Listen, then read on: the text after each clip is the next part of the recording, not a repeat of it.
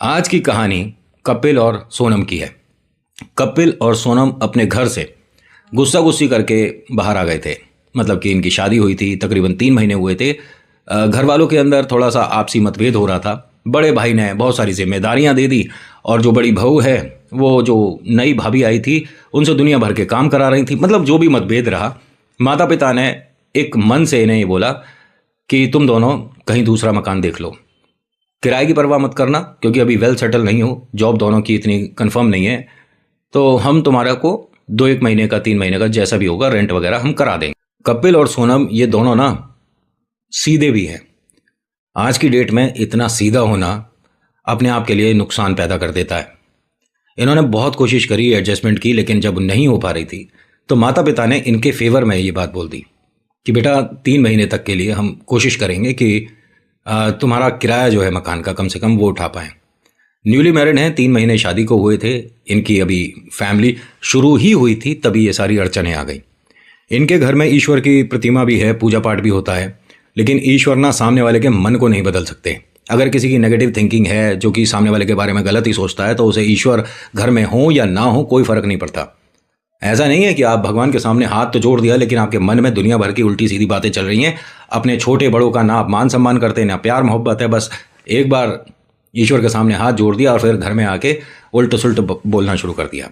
माता पिता की इज्जत नहीं कर रहे, मंदिर में जाके दान दक्षिणा कर रहे हैं, या वहाँ पर तो गरीबों को खाना खिला रहे हैं, घर पे माँ बाप भूखे बैठे हैं, तो तुम्हारी पूजा स्वीकार नहीं होगी। आज नहीं तो कल तुम्हारे को परिणाम स्वरूप कुछ ना कुछ देखने को मिल जाएगा। कपिल और सोनम को घर से बाहर आए अभी 5 दिन हुए थे।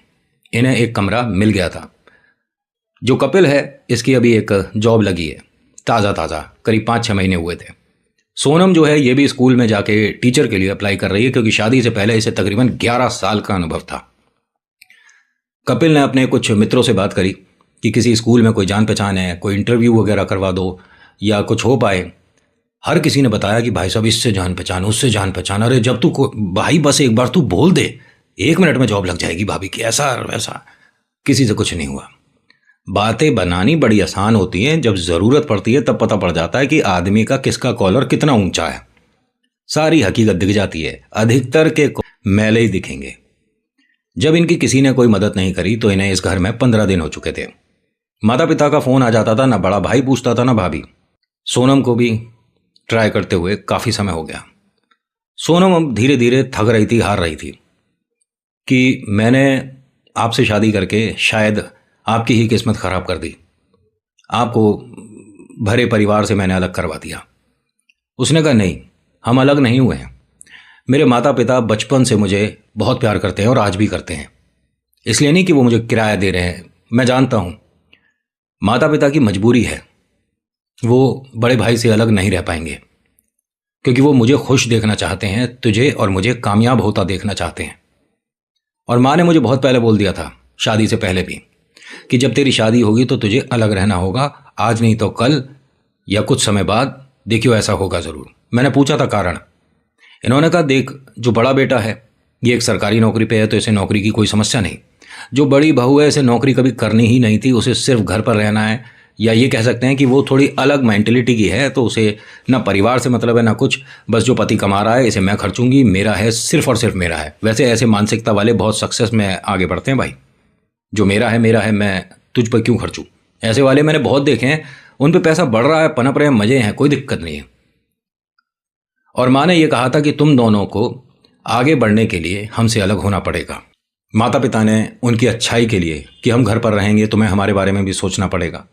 कम से कम घर पर यहाँ है, अपना घर है, और माता पिता अगर घर से ना जाए ना बेहतर, क्योंकि वो मकान मम्मी पापा ने जैसे तैसे करके बनाया है।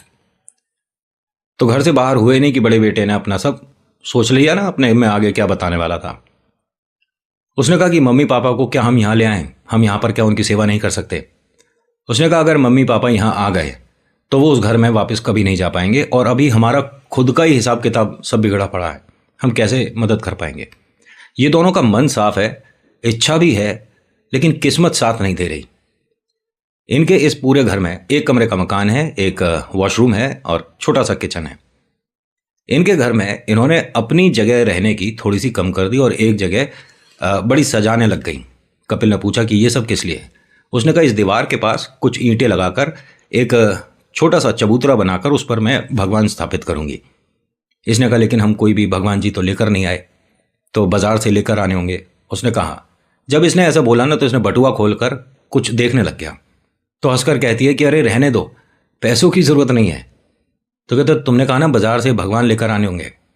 उसने कहा बाजार से सामान तो लाना है लेकिन भगवान नहीं लाने। क्या बेकार की बात कर रही हो, अभी यहाँ पे तुम बता रहे हो कि भगवान की प्रतिमा रखोगे, फोटो रखोगे, बाजार से खरीद के तो लानी होगी। इसने कहा तुम शायद जानते नहीं कि मैंने आर्ट्स की भी ट्रेनिंग ले रखी है, तो मेरी ड्राइंग बहुत अच्छी है। मैं एक बड़ा कैनवस लेकर आऊँगी और उसे पेंट करूँगी, अपने हाथ से बनाऊँगी, फिर उस पर लेमिनेशन होगा और उसकी पूजा करूँगी। इसने कहा कि अच्छा आर्टिस्ट। अब मजाक मस्ती होती रही।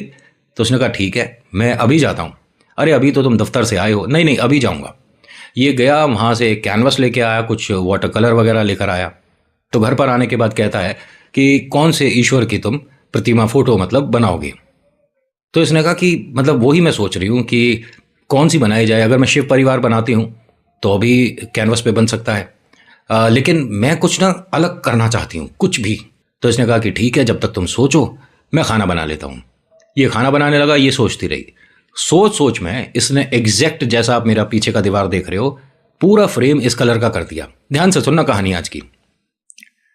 जब इसने इस तरह का पूरा पेंट कर दिया, आकर कपिल ने पूछा कि ये क्या बात हुई, अभी तुम कह रहे हो कि मुझे सोचना पड़ रहा है कि मैं कौन से ईश्वर की फोटो को ड्रॉ करूं, अब तुमने शुरू भी कर दिया। कह रही नहीं, अभी तो मैंने आसमान बनाया है, अब आसमान में चमकते जो हमारे ईश्वर होंगे उनको मैं कल बनाऊंगी, आज कम से कम सूखने दूंगी इसे।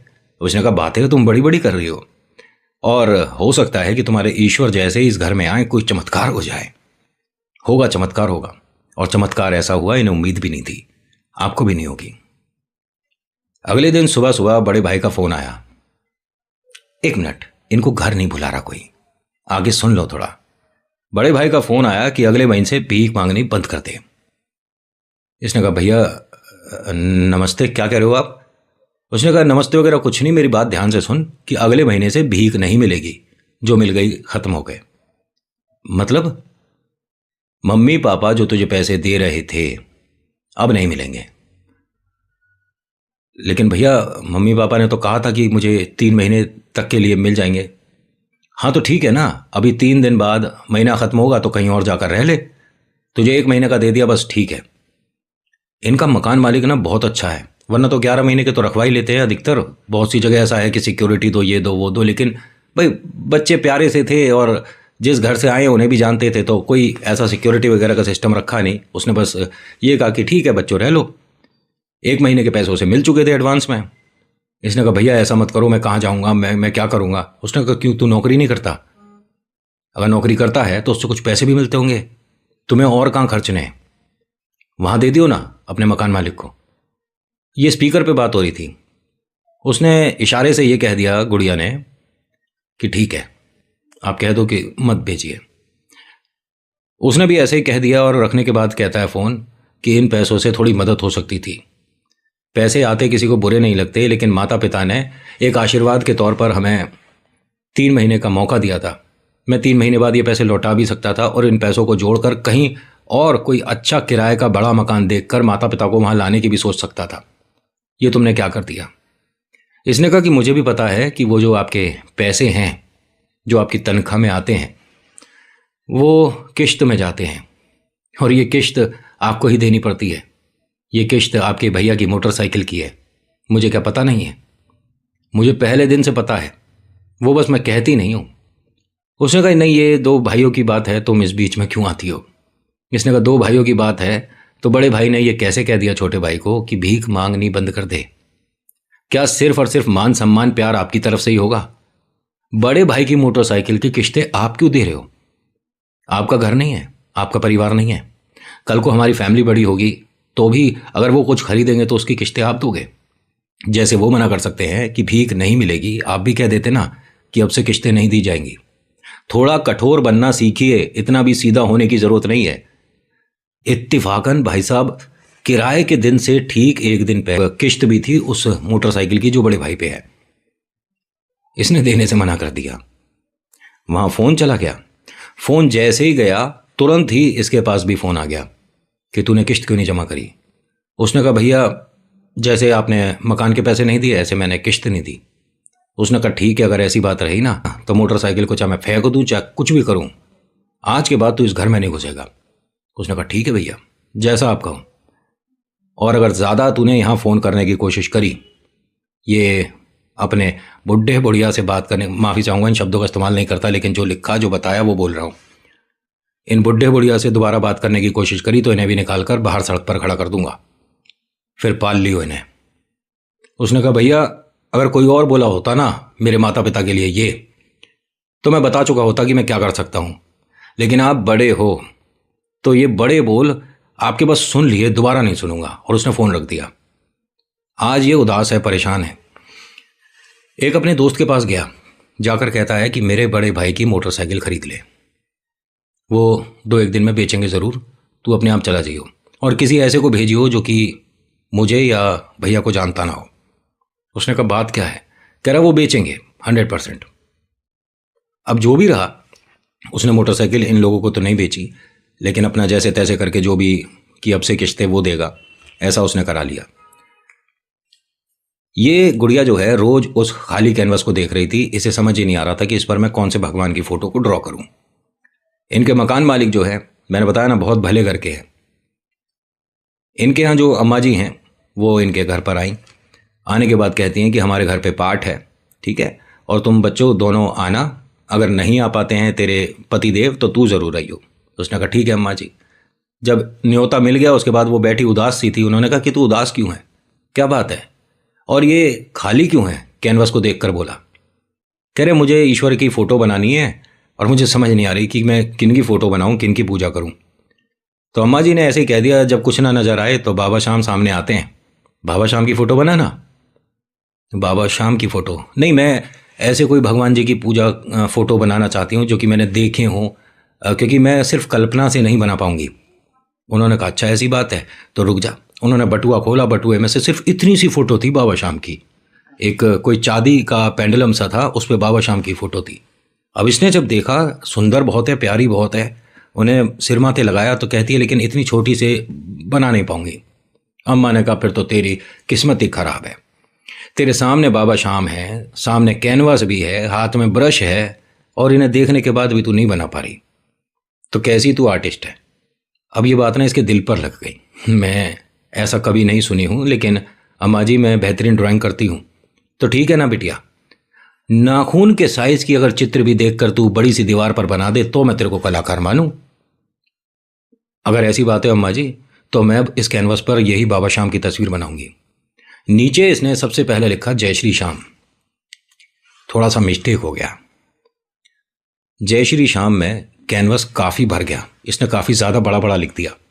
अब बाबा का मुकुट, माला, ये सब देखकर जब बनाएगी तो ये जगह कम पड़ रही है। इसे 100% ध्यान है कि ऐसा हुआ था। इसने बाबा शाम के उस पैंडल को देखकर बोला कि बाबा मेरे से ये पहली ही बात गलत हो गई, अब मैं इसे कैसे करूं, या तो इसे पूरे को दोबारा से मुझे पेंट करना पड़ेगा, और लिखा हुआ ईश्वर का नाम और प्रतिमा फ़ोटो मिटाई नहीं जाती, मुझे पाप लगेगा। इसकी आंखों में आंसू थे, एक बूंद पेंडल पे गिर गई। जैसे ही इसने साफ करा है, बाबा शाम की तस्वीर ना इधर दिख रही ना इधर दिख रही। अब ये परेशान हो गई कि ये मैंने क्या कर दिया। ये अम्मा जी का पेंडल था और एक तरफ से चांदी का दिख रहा है और दूसरी तरफ का एकदम प्लेन हो गया। इसे समझ नहीं आई बात। ये यहाँ से रोती हुई बड़े मतलब आउट ऑफ कंट्रोल होकर वहाँ पहुँची कि अम्मा जी मुझसे ये गलती हो गई, आपका पेंडल ख़राब हो गया। अम्मा जी ने कहा क्या ख़राब हो गया, दिखा। देखा तो क्या ख़राब हो गया इसमें। इस तरफ से उस तरफ से ऐसे देखा अम्मा जी ने, अरे नहीं इधर बाबा शाम की तस्वीर थी ना और इधर नहीं थी। अब पलट कर देख रही है तो बाबा शाम की तस्वीर है। अम्मा जी ने कहा गुड़िया तू नींद में तो नहीं है, या बाबा शाम की तस्वीर देख के तेरे को कोई और ही दुनिया याद आ गई? घर जा, इसे बना और मैं कल देखने आऊंगी कि कितनी कंप्लीट हुई है। जब ये घर पहुंची तो कैनवस पे जय श्री श्याम लिखा हुआ नहीं था, और इसे ध्यान है कि मैंने ब्लैक कलर से, जो परमानेंट होता है वाटर कलर, उससे लिखा है जय श्री श्याम। बहुत बड़ा बड़ा लिखा था। और ये इतनी बड़ी आर्टिस्ट है, ऐसा नहीं है कि नींद में बना रही थी। इसने पूरे कैनवस को बाहर धूप में लाकर अच्छे से चेक करा कि इतना सा भी निशान नहीं है। ये गया कहाँ? अपने हस्बैंड को कॉल कर दिया, क्या तुम आए थे? उसने कहा नहीं मैं तो ऑफिस हूँ। हुआ क्या है? इसने सारी बातें बता दी फ़ोन पर। वो वहाँ हंसने लगा। कि ये कौन जादूगर हैं जिन्होंने आने से पहले ही जादू कर दिया। उसने कहा मुझे नहीं समझ आता, लेकिन कुछ तो अलग बात है। मैं समझा नहीं, तुम घबरा रही हो, डर रही हो। उसने कहा डर नहीं रही, लेकिन मैंने ऐसा आज तक नहीं देखा है। ये कुछ ना कुछ तो अलग है, जो मैया लाई है ना, ये पेंडल कुछ ये अलग है। उसने कहा फिर अगर इतना ही भरोसा है तो बना, मेरे आने से पहले बना, मैं भी तो देखूं कैसी पेंटिंग कर लेती है। उसने कहा नहीं, इतनी जल्दी नहीं बन पाएगा, बहुत अच्छी और मैं विशाल एक कमाल की पेंटिंग बनाना चाहती हूँ। अब इन दोनों की जो बातें हुई, फिर उसके बाद फ़ोन रख दिया और इसने एक कप चाय पिया और शुरू हो गई पेंट करना। सबसे पहले इसने आंखें बनाई, उसके बाद इसने मूंछें बनाई, उसके बाद इसने धीरे धीरे धीरे धीरे करके पूरी पेंटिंग बनाई। और पेंटिंग देखकर ऐसा लगेगा जैसे बाबा अभी बोल पड़ेंगे। इतनी गजब, इतनी कमाल कि बस क्या बताऊं। रात के 10:15 10:30 बज गए। इनके हस्बैंड 8-9 बजे तक आ जाते हैं। ये पूरी दुनिया की सारी बातें भूल कर सिर्फ बाबा शाम की पेंटिंग बना रही थी। जब पेंटिंग कंप्लीट हो गई तो इसने उसे सूखने के लिए पेंटिंग को थोड़ा पंखे के पास रखा।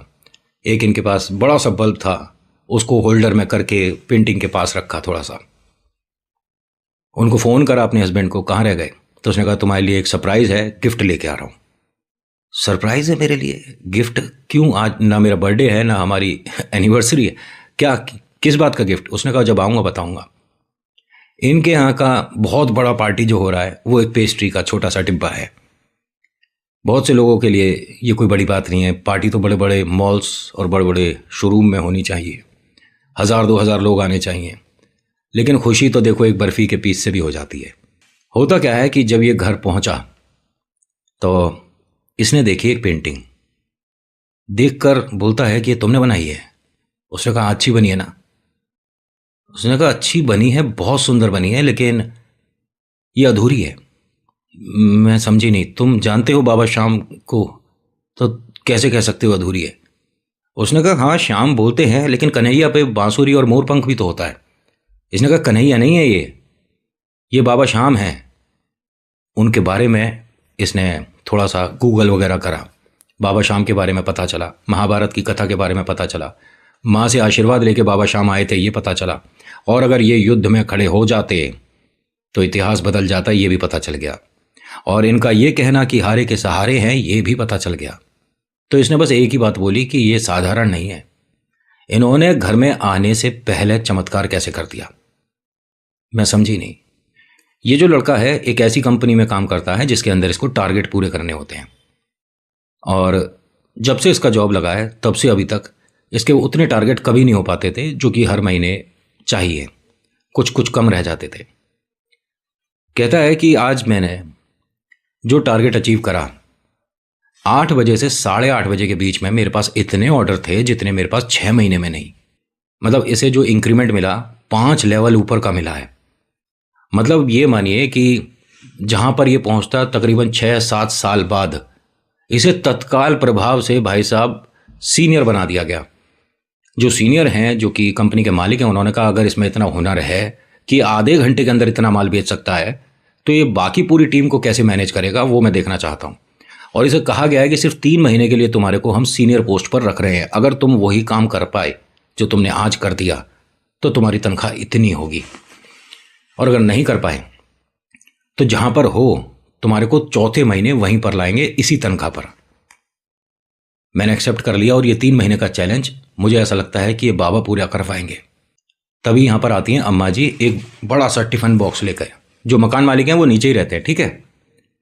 अरे अम्मा जी आप, अरे मेरे को अभी तुम दोनों की आवाज़ आ रही थी इसलिए मैं आ गई, वरना मेरे को था कहीं सो ना गए हो या कहीं गए ना हो। ये खाना बना है, तुम दोनों खा लेना। नहीं अम्मा जी मैंने भी बनाया। हाँ ठीक है, जो तूने बनाया वो मुझे दे दे, मैं सुबह खा लूँगी। अब ये सभी लोग हंसने लगे। अम्मा ने पूछा कि तस्वीर दिखा, सूखी नहीं सूखी, हो गई कंप्लीट? अब जैसे ही अम्मा जी ने देखा, अम्मा ने कहा कि ऐसा है, और ये मुझे अच्छे से ध्यान है जो इन्होंने बताया, ये मार्च की बात थी। अम्मा ने एक बात बोली इसे कि बेटिया मार्च से दिसंबर तक का किराया माफ़ है, ये पेंटिंग मैं ले रही हूँ। अब इन दोनों की शक्ल देखने लगती, क्या बोल रहे हो आप? करिए हाँ मैं सही बोल रही हूँ, मार्च से दिसंबर तक। भाई मकान मेरा, मैं चाहे किसी को फ्री में रखूँ या कुछ भी हो, ये पेंटिंग मेरी। अब इन दोनों को यहाँ सोचना नहीं चाहिए था बिल्कुल भी। भाई इतने समय का किराया माफ़ हो रहा है, 2 पैसे जुड़ेंगे। लेकिन इस गुड़िया ने मना कर दिया। कहती कि अम्मा जी, मैं ये नहीं कहती कि मैं ये आपको पेंटिंग देना नहीं चाहती, या इनके आने से पहले ना हमारी ज़िंदगी में चमत्कार हुआ है।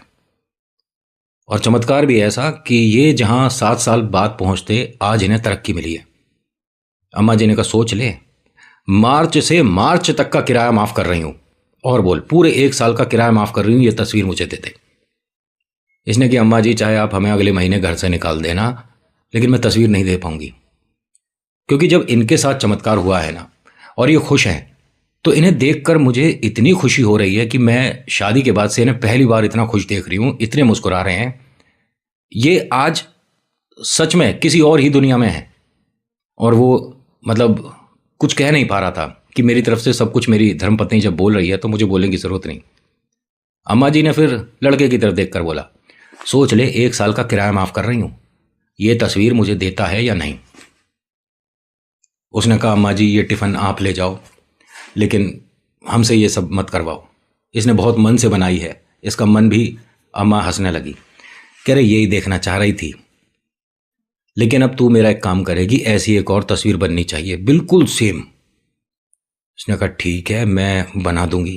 अम्मा जी ने कहा कि सोच ले देख, और तूने 1 दिन में तैयार करी है, और परसों हमारे जो मतलब त्यौहार है, परसों जो हमारे पूजा पाठ है, उसमें यही वाली तस्वीर लगाई जाएगी, वरना तेरी तस्वीर ले जाऊंगी।